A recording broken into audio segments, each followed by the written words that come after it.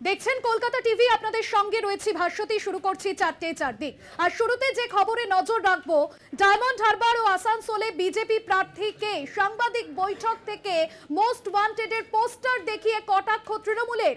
কেন ঘোষণা করতে পারছে না নাম, প্রশ্ন তুলেছেন কুণাল ঘোষ। ডায়মন্ড হারবারে শুভেন্দুকে লড়াইয়ের আহ্বান, ক্ষমতা থাকলে ডায়মন্ড হারবারে লড়ুক শুভেন্দু। সাংবাদিক বৈঠক থেকে এমনই দাবি করেছেন কুণাল ঘোষ। ডায়মন্ড হারবার ও আসানসোলে বিজেপি প্রার্থীকে এখনো পর্যন্ত বিজেপি প্রার্থী ঘোষণা করে উঠতে পারেনি। এই দুই কেন্দ্রে মোস্ট ওয়ান্টেডের পোস্টার দেখিয়ে কটাক্ষ তৃণমূলের। ডায়মন্ড হারবারে শুভেন্দুকে লড়াইয়ের আহ্বান, ক্ষমতা থাকলে লড়ুক শুভেন্দু অধিকারী। সাংবাদিক বৈঠক থেকে এমনই দাবি করেছেন কুণাল ঘোষ। ডায়মন্ড হারবারে তৃণমূলের প্রার্থী যেরকম অভিষেক বন্দ্যোপাধ্যায়, এবং আমরা দেখেছি যে এর আগেও ডায়মন্ড হারবার থেকে লড়বার জন্য যে আহ্বান দেওয়া হয়েছিল শুভেন্দু অধিকারীকে তৃণমূলের তরফে, এবং আজ কুণাল ঘোষ সরাসরি সাংবাদিক বৈঠকে মোস্ট ওয়ান্টেডের পোস্টার দেখিয়ে রীতিমতো কটাক্ষ করলেন। আসানসোল এবং এখনো পর্যন্ত ডায়মন্ড হারবার, এই দুই কেন্দ্রে বিজেপি প্রার্থী ঘোষণা করে উঠতে পারেনি। এবং ডায়মন্ড হারবার হেভিওয়েট যে কেন্দ্র, এবং যেখানে অভিষেক বন্দ্যোপাধ্যায় তিনি নিজে প্রার্থী হিসেবে দাঁড়াচ্ছেন, এবং আসানসোল যে কেন্দ্রে পরপর দুবার জয় পেয়েছে বিজেপি, কিন্তু সেই কেন্দ্রেই এখনো পর্যন্ত বিজেপির তরফে নাম ঘোষণা করা হয়নি। এবং এর আগে যে নাম সামনে এসেছিল পবন সিং এর, তা নিয়ে একাধিক বিতর্ক তৈরি হয়েছিল এবং পরে তিনি নিজেই সরে দাঁড়িয়েছিলেন আসানসোল কেন্দ্র থেকে। এবং এখনো পর্যন্ত ওই কেন্দ্রে কোনো প্রার্থী ঘোষণা করে উঠতে পারেনি বিজেপি। সাংবাদিক বৈঠক থেকে কুণাল ঘোষ ঠিক কি দাবি করেছেন শোনাবো প্রথমে। বিজেপি প্রার্থী কই? আসানসোলের প্রার্থী কই? ডায়মন্ড হারবারের প্রার্থী কই? আরে হারাবার জন্য তো আমাদের কাউকে দরকার। ডায়মন্ড হারবার কেন্দ্রে আমরা আমাদের প্রার্থী অভিষেক বন্দ্যোপাধ্যায় 4 থেকে 5 লক্ষ ভোটে জিতবেন। তো বিজেপি যে এত কথা বলছে, তো এ তো প্রার্থী কই? প্রার্থী প্রার্থী কই? এ তো দেওয়ালে ওয়ান্টেড পোস্টার লাগাতে হচ্ছে। আরে দিন কাউকে। কখনো তো শোনা যাচ্ছে কোন সার্কাস পার্টির জোকারের নাম, কখনো শোনা যাচ্ছে দলবদলু কেউ, কখনো আবার ন্যাড়া, কখনো বেলতলায় যায়, তো নানা রকম জিনিস শোনা যাচ্ছে। তো অভিষেক বন্দ্যোপাধ্যায়কে যিনি ঈর্ষা করেন,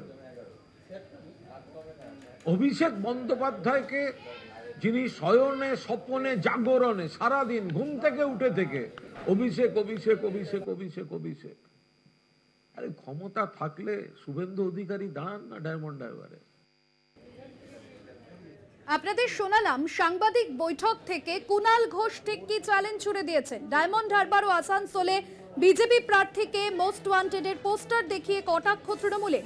কেন ঘোষণা করতে পারছে না নাম? ডায়মন্ড হারবারে শুভেন্দুকে লড়াইয়ের আহ্বান, ক্ষমতা থাকলে ডায়মন্ড হারবারে লড়ুক শুভেন্দু। সাংবাদিক বৈঠকে দাবি করেছেন কুণাল ঘোষ। আমরা দেখেছিলাম যে ভোটের নির্ঘণ্ট ঘোষণার বেশ কয়েকদিন আগে তৃণমূলের যে সভা, সেই ব্রিগেডের মহাসভা থেকে তৃণমূলের তরফে প্রার্থী তালিকা ঘোষণা করা হয়েছিল, এবং সেখানে আসানসোলের বিদায়ী সাংসদ শত্রুঘ্ন সিনহাকেই প্রার্থী হিসেবে ঘোষণা করেছিল শাসক শিবির। এবং তারপর দলের প্রথম প্রার্থী তালিকায় পদ্ম শিবিরের তরফে ভোজপুরি তারকা পবন সিং এর নাম ঘোষণা করে বিজেপি নেতৃত্ব, এবং তারপর সোশ্যাল মাধ্যমে তাকে বাঙালি বিরোধী বলে একাধিকবার সরব হয় সোশ্যাল মিডিয়ায় বিভিন্ন মানুষজন।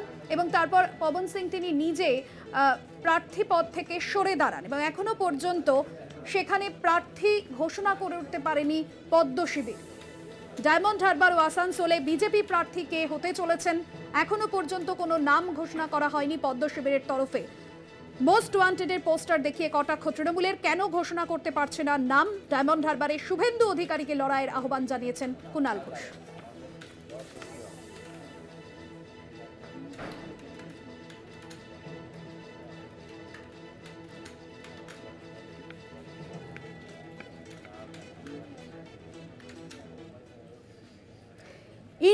জোট নিয়ে এবার অবস্থান স্পষ্ট করলো তৃণমূল। রাজ্যে ইন্ডিয়া জোট মানে একাই তৃণমূল, এই অবস্থান স্পষ্ট করা হচ্ছে তৃণমূলের তরফে। এর আগে একাধিকবার আমরা দেখেছিলাম মমতা বন্দ্যোপাধ্যায় তিনি নিজে একলা চলোর বার্তা দিয়েছেন। কৃষ্ণনগরের জনসভা থেকে তিনি নির্বাচনী প্রচার যখন শুরু করেছেন সেদিনও ইন্ডিয়া জোট নিয়ে তিনি বলেছিলেন বাংলায় জোট হয়নি, ঘোট হয়েছে। পাশাপাশি তিনি এও মন্তব্য করেছেন বাংলায় একলা চলোর বার্তা যে বারবার তিনি দিয়েছেন এবং কৃষ্ণনগরের যে জনসভা সেখান থেকেও কিন্তু তিনি তা নিয়েই সুর চড়িয়েছিলেন।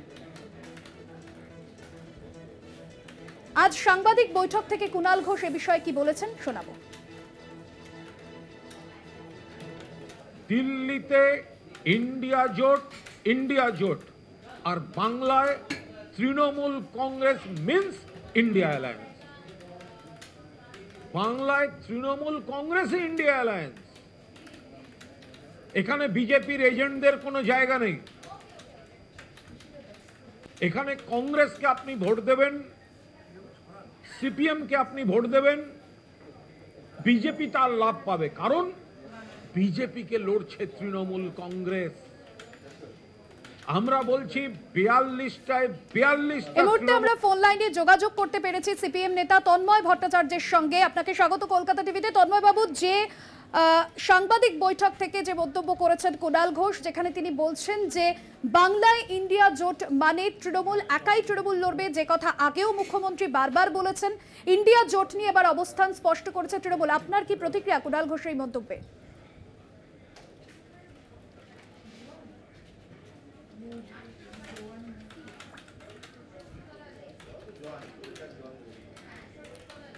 তন্ময়বাবু শোনা যাচ্ছে? যে মন্তব্য আজ সাংবাদিক বৈঠক থেকে কুণাল ঘোষ করেছেন, যেখানে তিনি বলেছেন যে বিজেপির সঙ্গে আঁতাত করে বাম কংগ্রেসকে ভোট দেওয়া মানে বিজেপির সঙ্গে আঁতাত করা, কিভাবে দেখছেন এই মন্তব্যকে আপনি? আপনার প্রতিক্রিয়া। কুণাল ঘোষের মন্তব্য কি কোনোভাবে দেখার কোনো প্রয়োজন আছে? কুণাল ঘোষের মন্তব্যকে কোনোভাবে দেখার কোনো প্রয়োজন আছে বলেই মনে হয় না। উনি মমতা ব্যানার্জিকে সারদার প্রধান সুবিধাভোগী বলেছিলেন। উনি সুদীপ বন্দ্যোপাধ্যায়কে রোজ ভ্যালির এজেন্ট বলেছিলেন। উনি আবার তৃণমূল প্রার্থী সুদীপ বন্দ্যোপাধ্যায়কে জেতানোর জন্য উঠে পড়ে লেগেছেন। ফলে এই যে লোকটা সকালে এক কথা বলে বিকেলে এক কথা বলে, বিজেপির সঙ্গে আঁতাত কার, এ তো মমতা ব্যানার্জিকে জেরা সিবিআইডি না করার মধ্য দিয়েই বোঝা যায়। অ্যালকেমিস্টে মমতা ব্যানার্জির নাম আছে।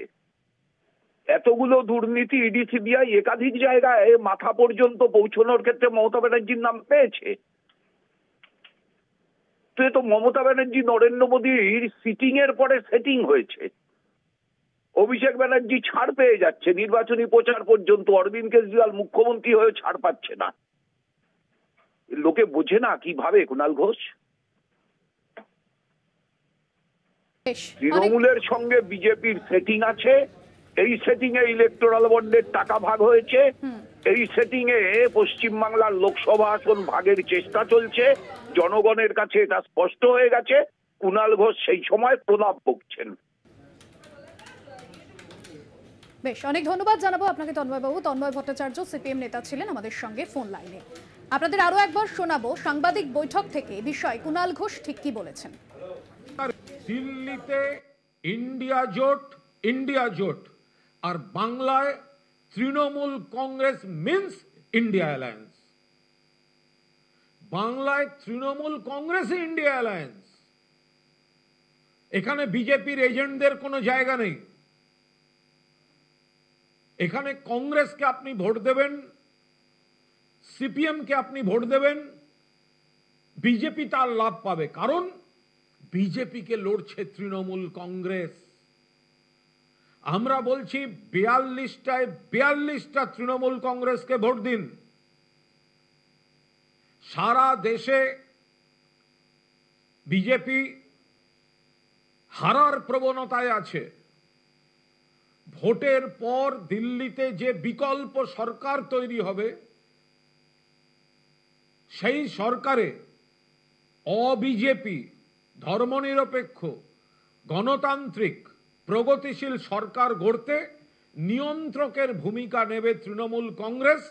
দিল্লিতে ইন্ডিয়া জোট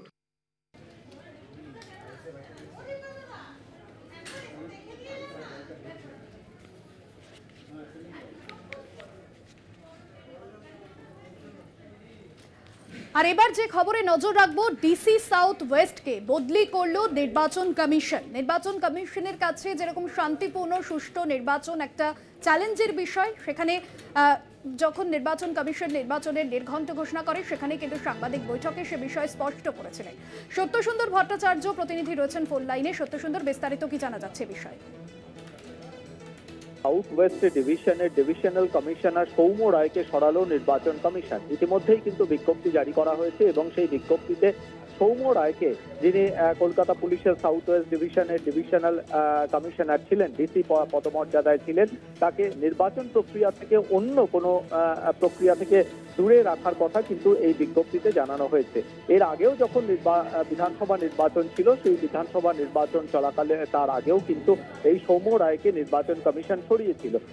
তিনি তৃণমূল কংগ্রেস বিধায়ক লাভলি মৈত্রর স্বামী, এই পরিচয় তার রয়েছে। সেক্ষেত্রে নির্বাচন প্রক্রিয়ায় যাতে স্বচ্ছতা বজায় থাকে এবং প্রশাসনিক ক্ষেত্রে যাতে কোনো রকম ভাবেই কোনো রাজনৈতিক যে সমস্ত বিষয়গুলো রয়েছে সেই জায়গা থেকে যাতে দূরে থাকে, অর্থাৎ নিরপেক্ষতা বজায় রাখার ক্ষেত্রে অবাধ এবং শান্তিপূর্ণ নির্বাচনের ক্ষেত্রে এটা জরুরি বলে মনে করছে নির্বাচন কমিশন এবং সেই কারণেই সৌম্য রায়কে অন্যত্র সরানো হয়েছে, এমনটাই কিন্তু নির্বাচন কমিশন সূত্রে জানা যাচ্ছে। একদমই নিরপেক্ষতা বজায় রাখতেই এই সিদ্ধান্ত নেওয়া হয়েছে নির্বাচন কমিশনের তরফে। ধন্যবাদ জানাবো। সত্যসুন্দর ভট্টাচার্য প্রতিনিধি ছিলেন ফোন লাইনে। আপনাদের আরো একবার জানিয়ে রাখবো, ডিসি সাউথ ওয়েস্ট সৌম্য রায়কে বদলি করলো নির্বাচন কমিশন। নির্বাচন কমিশনের কাছে অবাধ, শান্তিপূর্ণ এবং নিরপেক্ষভাবেই নির্বাচন পরিচালনা করা যথেষ্ট চ্যালেঞ্জিং। ডিসি সাউথ সৌম্য রায়কে বদলি করলো নির্বাচন কমিশন।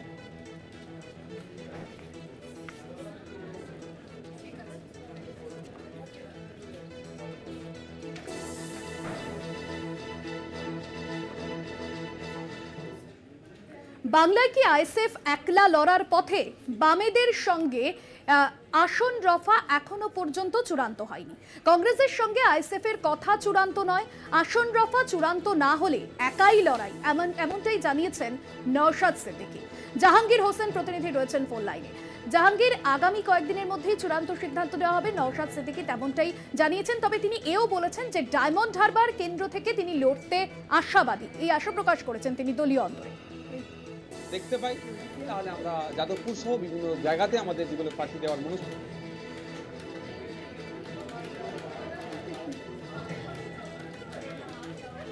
কোনো স্পষ্ট না, তবে তিনি চাইছেন যে আইএসএফ এর পক্ষ থেকে যদি আইএসএফ এর নেতৃত্ব চাই তিনি ক্যাবিনেট থেকে ভোটে দাঁড়াবেন। তবে সিপিএম কংগ্রেস যদি জোট ভাবে যদি ওখানে নওশাদকে প্রার্থী করে তাহলে তিনি অভিষেকের বিরুদ্ধে লড়াই করতে প্রস্তুত। তবে তিনি আশাবাদী আর কয়েকদিনের মধ্যে জোটের যে জট সেই জট কেটে যাবে, কেটে গেলেই তবে স্পষ্ট হবে তিনি কোন কেন্দ্রে দাঁড়াচ্ছেন, ডায়মন্ড দাঁড়াচ্ছেন নাকি অন্য কোথাও দাঁড়াচ্ছেন নাকি ওই জায়গাটাই জোট প্রার্থী দাঁড়াচ্ছে, সেটা এখনো কয়েকদিনের মধ্যেই তা স্পষ্ট হবে। একদমই ধন্যবাদ জানাবো। জাহাঙ্গীর হোসেন আমাদের প্রতিনিধি ছিলেন ফোন লাইনে। কয়েকদিনের মধ্যে এখানের প্রার্থী চূড়ান্ত হবে, তবে নওশাদ সিদ্দিকী তিনি ডায়মন্ড হারবারে লড়তে আশাবাদী, এমনটাই তিনি বলেছেন। কি বলেছেন নওশাদ সিদ্দিকী আপনাদের শোনা পাওয়া যাবে। আমরা চাই বিজেপিকে সর্বপ্রথম এখানে বাংলা থেকে পরাস্ত করতে, তার সাথে সাথে তৃণমূলকেও। কিন্তু বিজেপি তৃণমূলকে পরাস্ত করতে গিয়ে যদি আমরাই নিশ্চিহ্ন হয়ে যাই, আমাদেরকে যদি কর্নার করে দেয়, মেনে নেওয়া যায় না। অবশ্যই আমরা বিজেপি তৃণমূলকে পরাস্ত করার জন্য আমরা সর্বোচ্চ স্যাক্রিফাইস করতে প্রস্তুত আছি। আর কটা দিন অপেক্ষায় আছি, যদি কংগ্রেস বা লেফটের পক্ষ থেকে কোনো সেই ধরনের সদর্থক ভূমিকা না দেখতে পাই, তাহলে আমরা যাদবপুর সহ বিভিন্ন জায়গাতে আমাদের যেগুলো প্রার্থী দেওয়ার মনস্থির করেছিলাম আমরা প্রার্থী দিব। সেভেন ফেজে যাদবপুর ইলেকশন।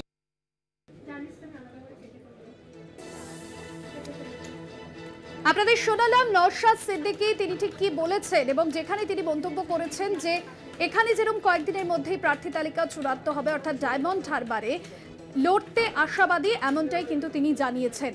ডায়মন্ড হারবারে লড়তে আশাবাদী নওশাদ সিদ্দিকী আইএসএফ বিধায়ক তিনি জানিয়েছেন, এবং পাশাপাশি আমরা দেখেছি যেখানে ডায়মন্ড হারবারে অভিষেক বন্দ্যোপাধ্যায় শাসক দলের তরফে প্রার্থী ঘোষণা করা হয়েছে, তবে আসন রফার যে সিদ্ধান্ত তা কিন্তু এখনো পর্যন্ত হয়নি। কংগ্রেস সিপিএমকে খোঁচাও দিয়েছেন এ প্রসঙ্গে নওশাদ সিদ্দিকী, এবং আসন রফা নিয়ে যে সিদ্ধান্ত বা আসন নিয়ে যে সমঝোতা তা কয়েকদিনের মধ্যেই চূড়ান্ত হবে, আগামী কয়েকদিনের মধ্যে চূড়ান্ত সিদ্ধান্ত নেওয়া হবে, এমনটাও কিন্তু নওশাদ সিদ্দিকী তিনি জানিয়েছেন।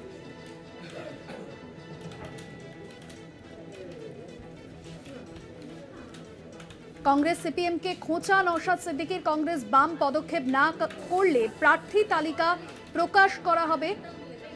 কংগ্রেস সিপিএমকে খোঁচা দিয়েছেন নওশাদ।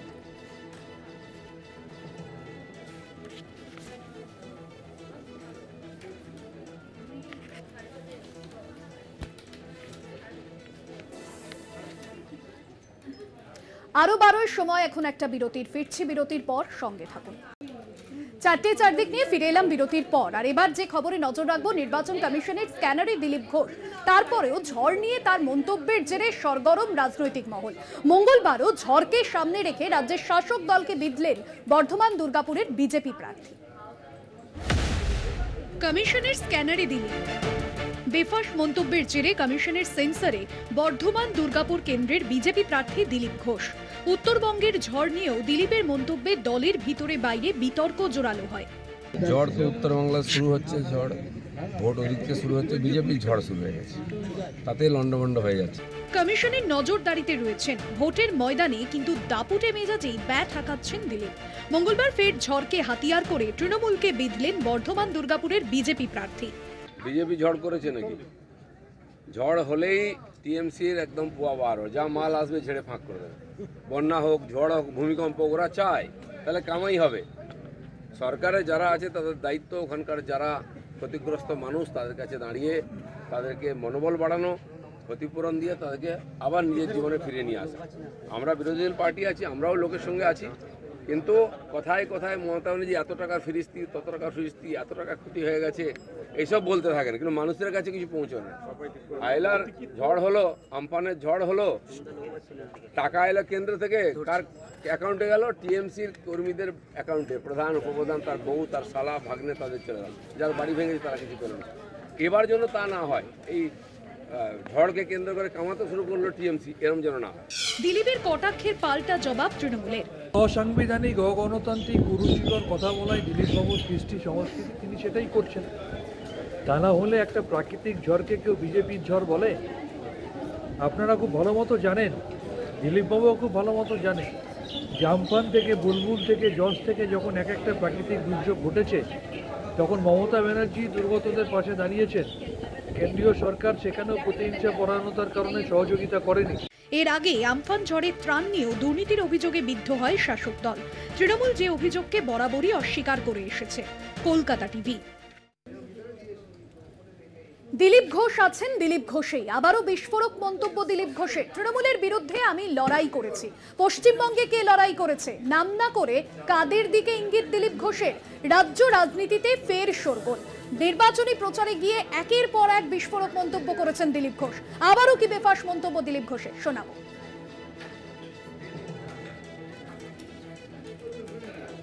তৃণমূলের বিরুদ্ধে তো আমি লড়াই করেছি, আর কে পশ্চিমবাংলা লড়াই করেছে? সিপিএম কংগ্রেস ছিল, এখন সেটিং বলছে, চিরদিন সেটিং করেছে, তাই দোকান উঠে গেল। দিলীপ ঘোষ লড়াই করেছে বলে যাদের দেখছেন এরা সব বিজেপি ছিল না, এরা টিএমসিকে হারাতে দিলীপ ঘোষের সঙ্গে এসছে। আজ আমাদের লক্ষ লক্ষ কর্মী দেখেন, তারা সিপিএম করেছেন, কংগ্রেস করেছেন, মার খেয়ে দুর্নীতি দেখে বিজেপি ঝান্ডার তলায় এসছেন এখানে পরিবর্তনের জন্য। তাদের সঙ্গে নিয়ে আমরা কাজ করে পরিবর্তন করব।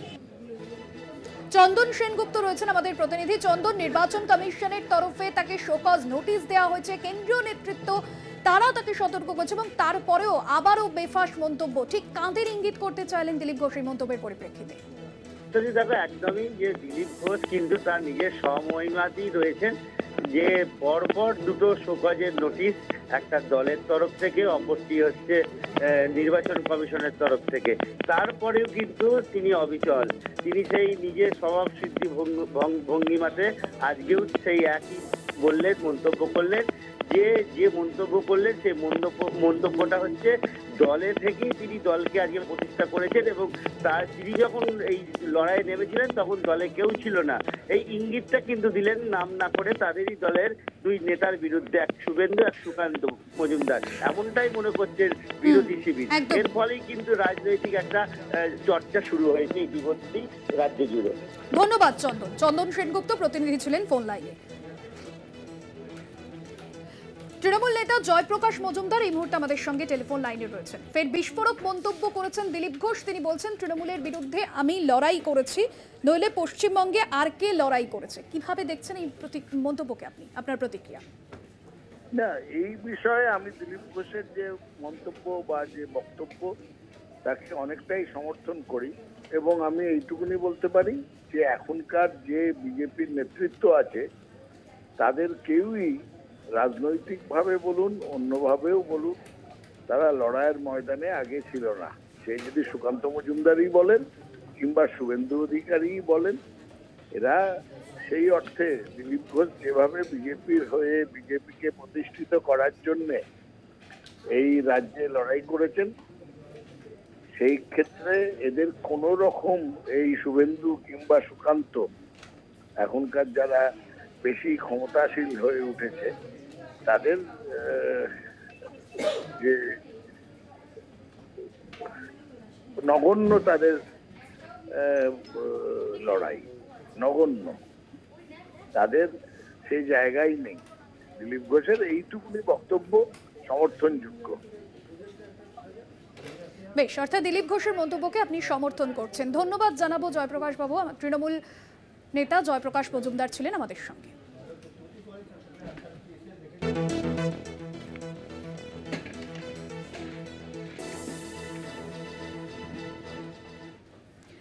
চারদিকে সময় এখন একটা বিরতির। ফিরছি বিরতির পর, সঙ্গে থাকুন। ফিরলাম বিরতির পর, আর এবার যে খবরে নজর রাখবো, বিস্ফোরক অভিযোগ আনলেন আপ নেত্রী অতিশী মার্লেনা। তিনি বললেন সাংবাদিক বৈঠকে, আজ বিজেপিতে যোগ দেওয়ার জন্য আমাকে চাপ দেওয়া হচ্ছে, আমার ঘনিষ্ঠের মাধ্যমে বার্তা পাঠানো হয়েছে, বিজেপিতে যোগ না দিলে ইডির হাতে গ্রেফতার হতে হবে, 1 মাসের মধ্যেই আমাকে গ্রেফতার করা হবে, আরো 3 জন আপ নেতাকে গ্রেফতার করা হবে। আশঙ্কার কথা জানিয়ে এমনই দাবি করেছেন দিল্লির মন্ত্রী আপ নেত্রী অতিশী মার্লেনা।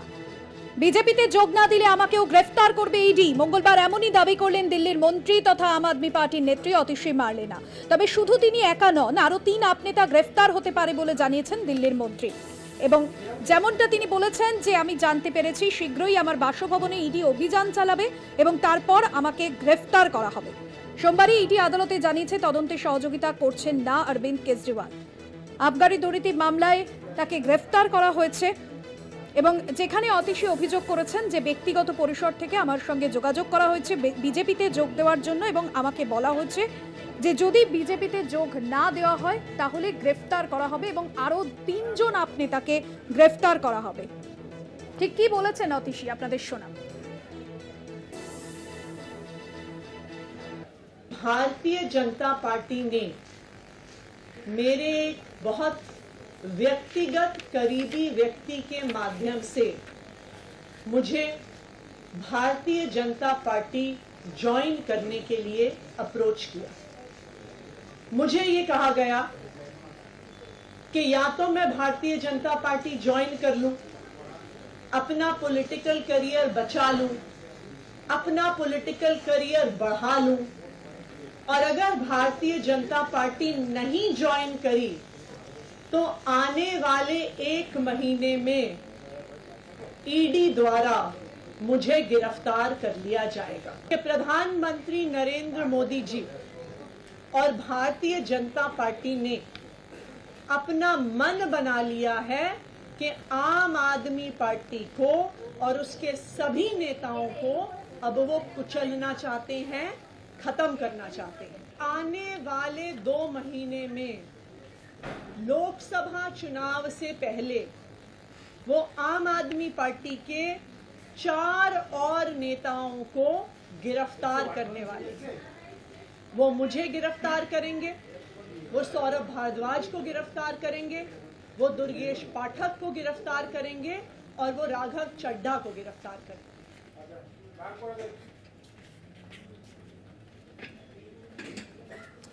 পাশাপাশি যে খবরে নজর রাখবো, আপ নেতা সঞ্জয় সিং এর জামিন। আবগারি দুর্নীতি মামলায় সঞ্জয় সিংকে জামিন দিল সুপ্রিম কোর্ট। আবগারি দুর্নীতিতে ইডির হাতে গ্রেফতার হয়েছিলেন অক্টোবরে সঞ্জয় সিং। জামিনের বিরোধিতা করেনি ইডি, তবে আপাতত কিছুটা হলেও স্বস্তিতে আপ, কারণ আবগারি দুর্নীতি মামলায় আমরা দেখেছি যে সঞ্জয় সিংকে যখন গ্রেফতার করা হয় আপের তরফও যেন প্রতিবাদ করে, এবং সম্প্রতি দিল্লির মুখ্যমন্ত্রী অরবিন্দ কেজরিওয়াল তিনি গ্রেফতার হন এবং তারপর থেকেই আম আদমি পার্টির যারা নেতৃত্ব তাদের বক্তব্য ছিল যে রাজনৈতিক উদ্দেশ্য প্রণোদিতভাবে লোকসভা ভোটের আগে গ্রেফতার করা হয়েছে দিল্লির মুখ্যমন্ত্রীকে। তবে এবার কিছুটা হলেও স্বস্তিতে আপ, জামিন পেলেন আম আদমি পার্টির সাংসদ সঞ্জয় সিং। মঙ্গলবার সুপ্রিম কোর্ট তার জামিনের আবেদন মঞ্জুর করেছে। গত বছরের অক্টোবরে দিল্লির আবগারি দুর্নীতি মামলায় তাকে গ্রেফতার করেছিল ইডি, এবং পাশাপাশি যে অভিযোগ ছিল আর্থিক তছরূপের সঙ্গেও তিনি যুক্ত ছিলেন। গত মাসে এই মামলাতে সব থেকে বড় যে গ্রেফতারি হয়েছে, ইডি গ্রেফতার করেছে দিল্লির মুখ্যমন্ত্রী অরবিন্দ কেজরিওয়ালকে। এর আগেও আবগারি মামলায় গ্রেফতার হয়েছিলেন সত্যেন্দ্র সিং, মনীষ সিসোদিয়া।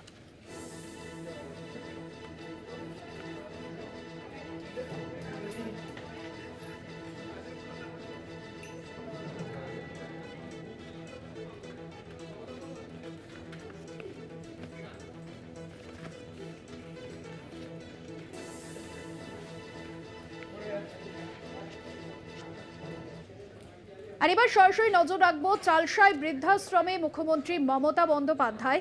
চালসায় বৃদ্ধাশ্রমে বেশ কিছুক্ষণ আগে গিয়েছিলেন মুখ্যমন্ত্রী, কথা বলেছেন সেখানকার বৃদ্ধাশ্রমে থাকা যারা আবাসিকদের সঙ্গে, সেই ছবি আপনাদের সামনে তুলে ধরছি। বেশ কিছুক্ষণ আগেই মুখ্যমন্ত্রী গিয়েছেন সেখানে।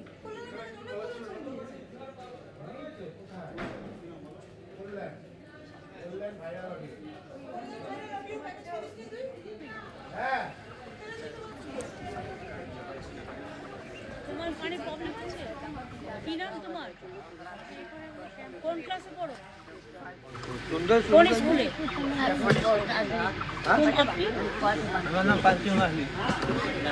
কোথায় পড়ে, কাজ করেন, এখানে থাকেন ভাই?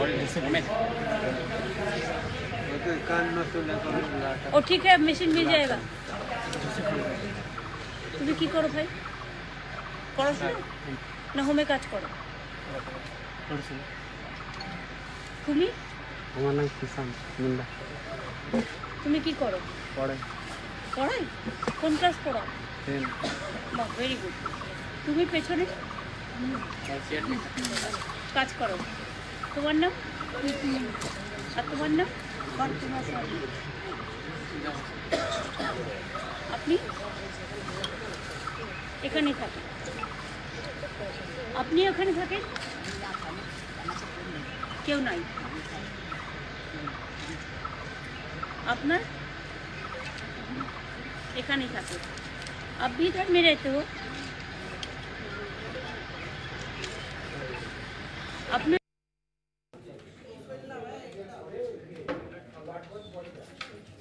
সুজিত শোনা যাচ্ছে?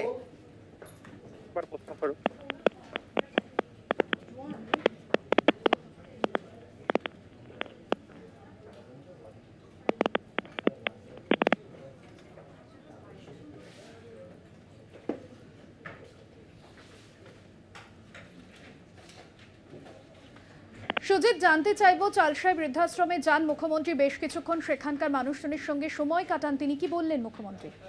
দেখো, এই চার্চে আসে, চার্চে আসার পর তিনি গান করে, তারপরে কিন্তু বৃদ্ধাশ্রমে ঢুকে যায়। বৃদ্ধাশ্রমে যে বৃদ্ধাশ্রা থাকে তাদের সাথে কথা বলে, বয়স্ক মহিলাদের থেকে বাচ্চাদের সাথে তাদের সাথে কথা বলে, তাদের শারীরিক সমস্যা নিয়ে তাদের সাথে কথা বলে।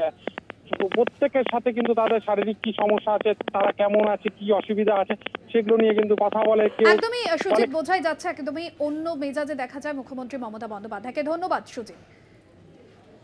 চালসায় বৃদ্ধাশ্রমে মুখ্যমন্ত্রী মমতা বন্দ্যোপাধ্যায়, তবে এর আগে ডুয়ার্সে খ্রিস্টান সম্প্রদায়ের সঙ্গে বৈঠকও করেন। অন্য মেজাজে দেখা যায় মুখ্যমন্ত্রী মমতা বন্দ্যোপাধ্যায়কে। আদিবাসী নৃত্যশিল্পীদের সঙ্গে নাচের তালে পা মেলাতেও দেখা যায় মুখ্যমন্ত্রীকে, এবং তারপর প্রত্যাশিতভাবেই যে বিভিন্ন বিষয় নিয়ে তিনি কেন্দ্রকে নিশানাও করেন।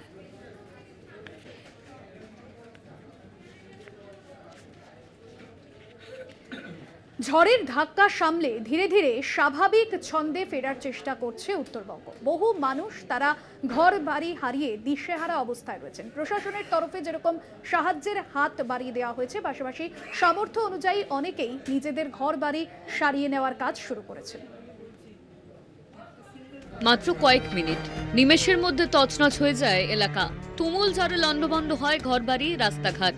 তাসের ঘরের মতো ভেঙে পড়ে মাথা গোজার ঠাই। রবিবারের সেই অভিশপ্ত রাতের পর কেটে গিয়েছে দুদিন। ধীরে ধীরে ছন্দে ফেরার চেষ্টা করছে জলপাইগুড়ি, আলিপুরদুয়ার সহ উত্তরবঙ্গের একাংশ। ক্ষতিগ্রস্তদের সাহায্যের হাত বাড়িয়ে দিয়েছে প্রশাসন। শুকনো খাবার, পলিথিন সহ প্রয়োজনীয় ব্যবস্থা করা হয়েছে। ক্ষতিগ্রস্ত এলাকা ঘুরে দেখে পুলিশ। বাড়ি বাড়ি ঘুরে তৈরি করা হয় ক্ষতিগ্রস্তদের নামের তালিকা। এটা আমাদের জেলা প্রশাসন, যে আমাদের জলপাইগুড়ি জেলা আছে, প্রশাসনের পক্ষ থেকে আমাদের বলা হয়েছে যে এখানে যেসব বাড়িগুলো একদম ফুলি ড্যামেজ হয়ে গেছে তাদেরকে যেন আমরা আলাদাভাবে একটা লিস্টেড করি, এবং যেগুলোর মধ্যে একটু কম ক্ষতিগ্রস্ত হয়েছে তাদের আলাদাভাবে লিস্টেড করে পরবর্তী যারা হেল্পের জন্য আসবে এখানে তাদেরকে এই লিস্টটা প্রোভাইড করলে তারা যাতে সহজেই আর কি, যাদের অ্যাকচুয়ালি দরকার তাদের কাছে যাতে সহজেই পৌঁছে যেতে পারে, এবং আমাদের তরফ থেকে প্রশাসনের পক্ষ থেকে যতটাই হেল্প করা সম্ভব সেটা যাতে করতে সহজ হয়, তার জন্যই আগে আমরা এটাকে একটা ডিভাইডেড করে নিচ্ছি। ঝড়ে ক্ষতিগ্রস্ত ময়নাগুড়ির একাংশ। ভেঙে গিয়েছে বহু বাড়ি। ভাঙা বাড়িতে বসবাস করা এক প্রকার চ্যালেঞ্জ হয়ে দাঁড়িয়েছে। তাই বাধ্য হয়ে বাড়িঘর মেরামতের কাজে হাত লাগিয়েছেন বার্নিশ পুটিমারি গ্রামের বাসিন্দারাই। প্রশাসনের তরফ থেকে ঘর তৈরি করে দেওয়ার আশ্বাস দেওয়া হয়েছে, তবে সেটা কতদিনে পাওয়া যাবে তার কোনো সদুত্তর নেই। সামনে বর্ষাকাল, সেই সাথে ভারী বৃষ্টির পূর্বাভাস রয়েছে, আর এই কারণে গ্রামবাসীরা নিজেদের উদ্যোগেই একে অপরকে সাহায্যের হাত বাড়িয়ে দিয়েছে। এখন কতদিন সেই সরকারের আশায় আমরা থাকবো? কোন সরকার কি দিবে না দিবে আর কতটুকু যে পাবো কোনো বুঝতে পারতেছি না। এখন দুদিন পরে যে বৃষ্টি হয় তাহলে এই লোকগুলো আমরা কোথায় যাব বাচ্চা কাচ্চা নিয়ে? যতটুকু আমরা পাই মেকআপ নিতে হবে। সরকার তো কোনো কিছু, ভিডিও আসলো, তারপরে রাজ্যপাল আসলো, কিছুই আমাদের বললো না। প্রায় প্রতি বছরই বন্যায় ক্ষতির মুখে পড়েন উত্তরবঙ্গের মানুষ, কিন্তু রবিবারের বিধ্বংসী ঝড়ের জন্য প্রস্তুত ছিলেন না তারা। মুহূর্তের ঝড়ে তছনছ হয়ে যায় সংসার। সেই রাতে সেভাবে ক্ষয়ক্ষতির আঁচ করা না গেলেও সোমবার সকালে সামনে আসে লন্ডভন্ড হওয়ার পরিস্থিতি। সরকারের থেকে তারা সাহায্য প্রার্থনা করেছেন। ধীরে ধীরে এই সমস্ত গ্রাম ছন্দে ফেরার চেষ্টা করছে। তবে থাকবেন কোথায়? কতদিন এইভাবে খোলা আকাশের নিচে পলিথিন মাথায় তারা রাত কাটাবেন? তাই এক প্রকার বাধ্য হয়ে নিজেরাই পরিশ্রম করে নিজেরাই এই সমস্ত ঘরগুলি তৈরি করার কাজ শুরু করেছেন। ময়নাগুড়ি থেকে কৌস্তব ভৌমিক, কলকাতা টিভি। আর এবার যে খবরে নজর রাখবো, ওয়াটগঞ্জে সেখানে মহিলার খণ্ড খণ্ড দেহ উদ্ধার হয়েছে। খণ্ড খণ্ড দেহ উদ্ধার ঘিরে রীতিমতো কিন্তু চাঞ্চল্য তৈরি হয়েছে এবং স্থানীয় মানুষজন তারা ভিড় জমিয়েছেন। ঘটনাস্থলে ইতিমধ্যেই গিয়ে পৌঁছেছেন পুলিশ আধিকারিকরা। তবে এই মহিলার এখনো পর্যন্ত কোনো পরিচয় জানা যায়। রিয়া মাঝি আমাদের প্রতিনিধি রয়েছেন ফোন লাইনে। রিয়া, কি জানা যাচ্ছে বিষয়ে? দেখো, তোমাকে জানিয়ে রাখবো যে ওয়াটগঞ্জ থানা এলাকায় সেখানে একটি পরিত্যক্ত জায়গা বলা চলে, সেই জায়গাতে আনআইডেন্টিফাইড অর্থাৎ অজ্ঞাত পরিচয় মহিলার দেহ উদ্ধার হয়েছে এবং যেই দেহ দেখা যাচ্ছে যে তার বিভিন্ন বডি পার্টস আলাদা আলাদা করে কাটা, অর্থাৎ খণ্ড খণ্ড দেহ কিন্তু উদ্ধার হয়েছে এবং সমস্তটাই প্লাস্টিকে মোড়া। 3টে আলাদা আলাদা প্লাস্টিক উদ্ধার হয়েছে, যার ভেতরে এই মহিলার একাধিক খণ্ড খণ্ড যে বডি পার্টস সেগুলো উদ্ধার হয়েছে ইতিমধ্যেই এই ওয়াটগঞ্জ থানা এলাকার যে পরিত্যক্ত জায়গা, যে চিত্র আমরা দেখাচ্ছি ইতিমধ্যেই সেখানে ওয়াটগঞ্জ থানার পুলিশ অফিসাররা সেখানে গিয়ে পৌঁছেছে সেই ঘটনাস্থলে এবং সেই জায়গা কিন্তু ইতিমধ্যেই দেখা হচ্ছে সিসিটিভি ফুটেজ সেই এলাকার।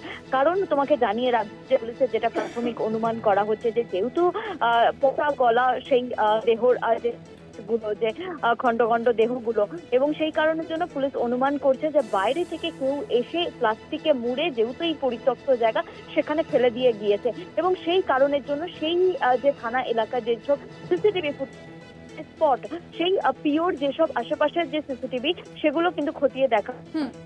রিয়া, এখনো পর্যন্ত কোনো পরিচয় কি জানা গিয়েছে ওই মহিলার?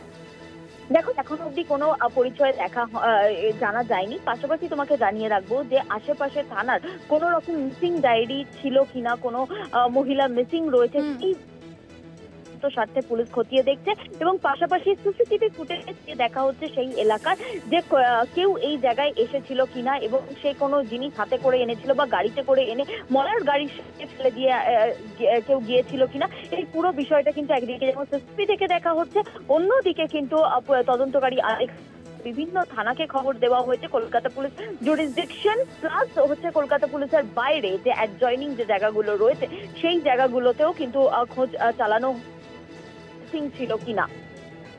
একদমই ধন্যবাদ জানাবো রিয়া মাঝি, আমাদের প্রতিনিধি ছিলেন ফোন লাইনে।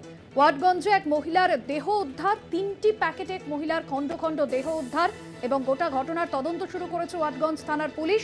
অন্যদিকে এই ঘটনার সঙ্গে কারা জড়িত রয়েছেন, এলাকায় কারা কারা আসা যাওয়া করেছে, সিসিটিভি ফুটেজ খতিয়ে দেখার কাজ শুরু হয়েছে এবং সিসিটিভি ফুটেজ সংগ্রহ করা হবে। 3টি প্যাকেটে মহিলার খণ্ড খণ্ড দেহ উদ্ধার, যদিও এখনো পর্যন্ত ওই মহিলার কোনো পরিচয় জানা যায়নি।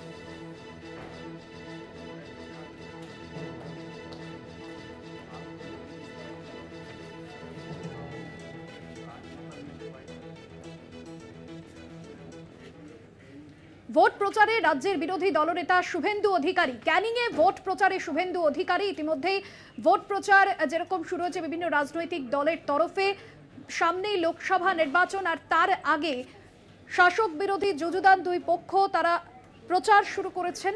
এই মুহূর্তে যে ছবি আপনাদের সামনে তুলে ধরছি, শুভেন্দু অধিকারীর তিনি ভোট প্রচারে নেমেছেন।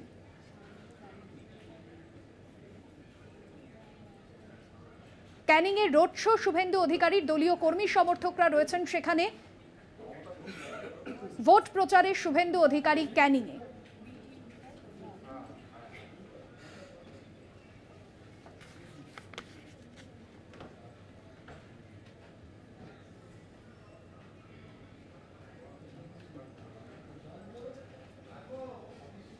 অন্যান্য খবর নিয়ে ফিরে আসছে বিরতির পর, সঙ্গে থাকুন। ভোটের প্রচারের মাঝে এবার প্রাক্তন শ্বশুর জামাইয়ের ভাইরাল অডিও ক্লিপ নিয়ে শোরগোল রাজনৈতিক মহলে। একজন চতুর্থবার সাংসদ হওয়ার লড়াইয়ে, অন্যজন প্রথমবার লোকসভা ভোটের প্রার্থী। শ্রীরামপুর লোকসভায় তৃণমূল প্রার্থী কল্যাণ বন্দ্যোপাধ্যায় এবং তার প্রাক্তন জামাই তথা বিজেপি প্রার্থী কবির শঙ্কর বোস।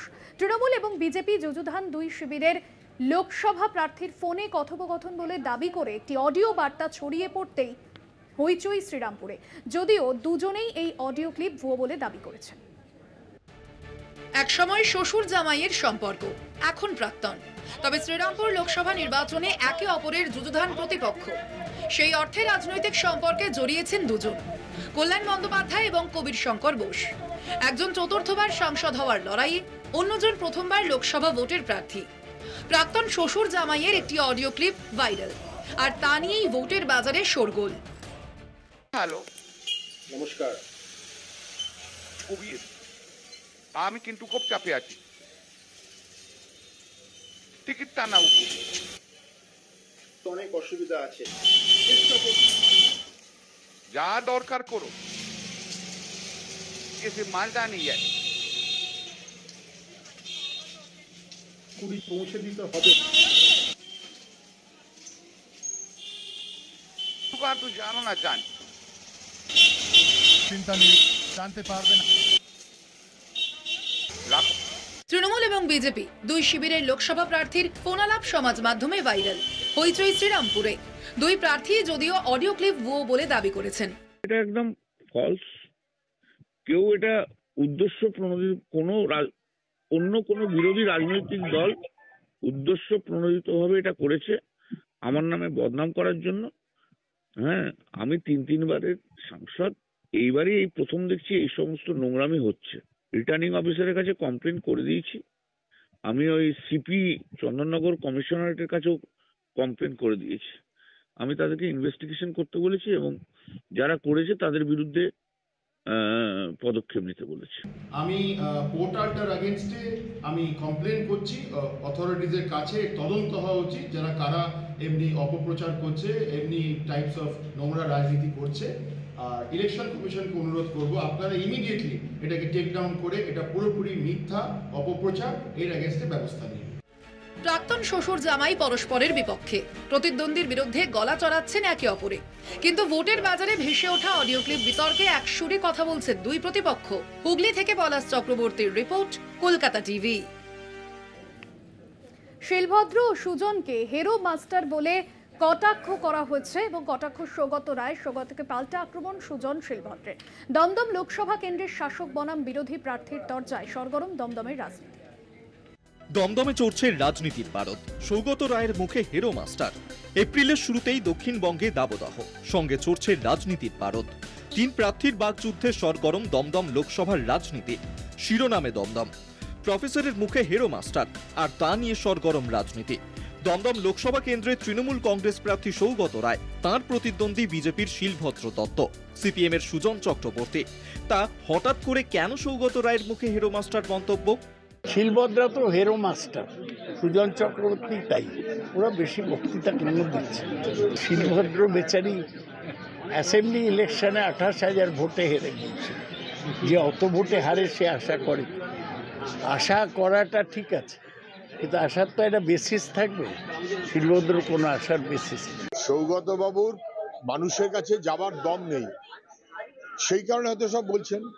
আমরা মানুষের কাছেই যাই, মানুষের পাশেই থাকি।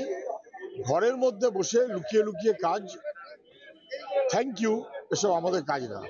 মানুষের কাছে যাওয়া, মানুষের পাশে থাকা, আমরা সেই কাজই করছি। ওনার হঠাৎ আমাকে নিয়ে পড়তে হলো কেন? ভয় পাচ্ছেন? সৌগত রায়কে পাল্টা জবাব দিয়েছেন দমদম লোকসভা কেন্দ্রের বিজেপি প্রার্থী শিলভদ্র দত্ত। সৌগতবাবু বলেছেন আমাকে হেরো মাস্টার। সৌগতবাবু 77 সালে ব্যারাকপুরে এমন নির্বাচন করে গেছিলেন, তারপরে দীর্ঘদিন সৌগতবাবু ব্যারাকপুরে ঢুকতে পারেনি, কারণ সৌগতবাবুকে লোকে ডিগিং মাস্টার বলেছে। সৌগতবাবু অনেক বড় বড় কথা বলে মমতা ব্যানার্জির বিরুদ্ধে দক্ষিণ কলকাতায় ভোটে দাঁড়িয়েছিলেন। মানে একদম ভীষণভাবে পরাজিত হওয়ার পর মমতা ব্যানার্জির পায়ে ধরে দলে ঢুকতে হয়েছে। তাই সৌগতবাবু কী বলছেন তাতে না ওনার মানে বয়স হয়েছে এবং উনি বুঝতে পেরেছেন হেরে যাবেন বলে উনি অনেক ভুলভাল কথা বলছেন। ওনার কাছে কোনো নীতি নেই, কোনো আদর্শ নেই। এর আগে সৌগত রায় শিলভদ্র দত্তকে মাধ্যমিক ফেল বলে কটাক্ষ করেন। তার জবাবও দেন শিলভদ্র দত্ত। ভোট আসতেই একই ঘটনার পুনরাবৃত্তি। 2019-এর লোকসভা নির্বাচনে দমদম থেকে 5 লক্ষ ভোটে জেতেন তৃণমূলের সৌগত রায়। পরাজিত করেন বিজেপি প্রার্থী শ্রমিক ভট্টাচার্য ও সিপিএম প্রার্থী নেপাল দেব ভট্টাচার্যকে। কলকাতা টিভি। তমলুকের তৃণমূল প্রার্থীকে কটাক্ষ অভিজিৎ গঙ্গোপাধ্যায়। তৃণমূল আনকালচার্ড দল একটা ডেপো ছোকরা এখানে প্রচার করছে। তমলুকের খঞ্চিতে দেবাংশুকে কটাক্ষ অভিজিৎ গঙ্গোপাধ্যায়। তমলুকে তৃণমূলের প্রার্থী হিসেবে লড়ছেন দেবাংশু ভট্টাচার্য, পাশাপাশি দেবাংশুর বিপক্ষে অভিজিৎ গঙ্গোপাধ্যায়। এবং তা নিয়ে যেরকম একের পর এক আক্রমণ, পাল্টা আক্রমণ সামনে আসছে, তমলুকের তৃণমূল প্রার্থীকে কটাক্ষ অভিজিৎ গঙ্গোপাধ্যায়। কি বলেছেন অভিজিৎ গঙ্গোপাধ্যায় শোনাবো। তৃণমূলের তো কোনো কালচার নেই, তারা আনকালচার্ড অর্থশিক্ষিত মানুষ। তাদেরকে দু একটা গভীর প্রশ্ন করবেন, দেখবেন কোনো প্রশ্নের উত্তর তাদের জানা নেই। শুধু তারা বলে খেলা হবে, খেলা হবে। আমি তার সঙ্গে একটা ছোট্ট লাইন জুড়েছি, খেলা হলে খেলা হবে, 6 গোল খেয়ে বাড়ি যাবে। আপনারা এটা বলে দেবেন একটি ডেপো ছোকরা এখানে প্রচার করতে এসছে, প্রার্থীও হয়েছে, তাকে পাল্টা দিয়ে দেবেন যে খেলা হলে খেলা হবে, 6 গোল খেয়ে বাড়ি যাবে। দেখবেন তারা সিঁড়ির তলাতে লুকিয়ে পড়েছে। সেটা হচ্ছে এখানে এমএলএ তিনি একটু সন্ত্রাস করার চেষ্টা করছেন। সৌম্যজিৎ চট্টোপাধ্যায় রয়েছেন আমাদের সঙ্গে ফোন লাইনে। সৌম্যজিৎ, তমলুকে তৃণমূল প্রার্থী এবং বিজেপি প্রার্থী যুযুধান, দুই পক্ষের মধ্যে আক্রমণ পাল্টা আক্রমণ গত কয়েকদিন ধরেই লাগাতার চলছে। আবার অভিজিৎ গঙ্গোপাধ্যায় সরাসরি তৃণমূল প্রার্থীকে কটাক্ষ করলেন, কি স্পষ্ট করলেন তিনি তার বক্তব্যে? তৃণমূল প্রার্থী দেবাংশু ভট্টাচার্যকে কিন্তু আক্রমণ করেছেন। আজকে খঞ্চিতে যে পথসভা ছিল, সেই পথসভা থেকে কিন্তু বিজেপি প্রার্থী অভিজিৎ গঙ্গোপাধ্যায় আক্রমণ করেছেন। তিনি বলেছেন কিন্তু ডেপো ছোকরা, এবং আরো যেটা বলেছেন যে তৃণমূল আনকালচার্ড দল, এদের কাছে যদি প্রশ্ন করা হয়, যদি কোনো গভীর প্রশ্ন করা হয়, তার এটার কোনো উত্তর কিন্তু তারা দিতে পারবেন না। গত কয়েকদিন ধরেই দেখা যাচ্ছে যে অভিজিৎ গঙ্গোপাধ্যায়, যিনি বিজেপি প্রার্থী, তিনি বিভিন্নভাবে তৃণমূল প্রার্থীদেরকে এবং তৃণমূল সুপ্রিমো এবং তৃণমূল সেকেন্ড ইন কমান্ড অভিষেক ব্যানার্জিকেও আক্রমণের পথে গিয়েছেন। এবং আজকেও কিন্তু দেখা গেল যে তিনি কিন্তু সরাসরি আক্রমণ করলেন দেবাংশুকে, এবং তিনি স্পষ্টতই বললেন যে দেবাংশু হচ্ছে ডেপো ছোকরা এবং তৃণমূল একটি আনকালচার দল। একদমই ধন্যবাদ জানাবো সৌম্যজিৎ।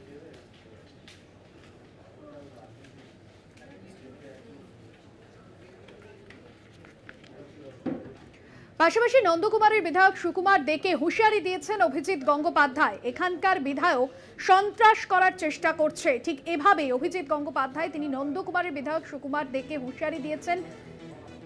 ঠিক কি বলেছেন এই প্রসঙ্গে তিনি শোনাবো। আপনারা এটা বলে দেবেন একটি ডেপো ছোকরা এখানে প্রচার করতে, সেটা হচ্ছে এখানে এমএলএ তিনি একটু সন্ত্রাস করার চেষ্টা করছেন। সেই এমএলএ কে আমি এই সভায় দাঁড়িয়ে আপনাদের সকলের সামনে হুঁশিয়ারি দিয়ে যাচ্ছি।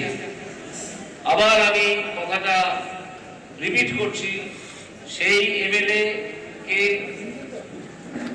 আমি হুঁশিয়ারি দিয়ে যাচ্ছি যে আপনি যদি দুর্বৃত্তপনা বন্ধ না করেন, যদি সন্ত্রাস সৃষ্টি বন্ধ না করেন, তাহলে আপনার দিন কিন্তু ঘনিয়ে এসেছে। আমি আজ সকালে প্রথম সভায় বলেছিলাম যে এমএলএটির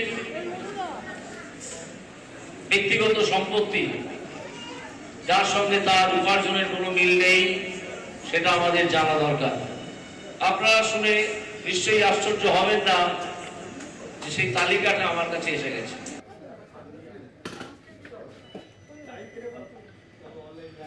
চারটে চারদিক আজকের মতো এই পর্যন্তই। অন্যান্য আরো খবরের জন্য দেখতে থাকুন কলকাতা টিভি রাত দিন 7 দিন।